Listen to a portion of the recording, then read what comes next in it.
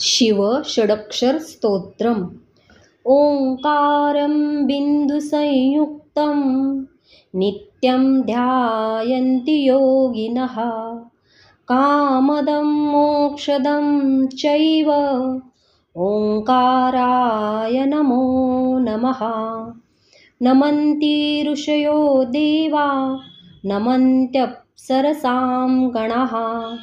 नरा नमन्ति देवेशं नकाराय नमो नमः। महादेवं महात्मानं महाध्यानपरायणं महापापहरं देवं मकाराय नमो नमः। शिवं शान्तं जगन्नाथं लोकानुग्रहकारकं शिवमेकपदं नित्यं शिकाराय नमो नमः। वाहनं वृषभो यस्य वासुकीकण्ठभूषणं वामे शक्तिधरं देवं वाकाराय नमो नमः।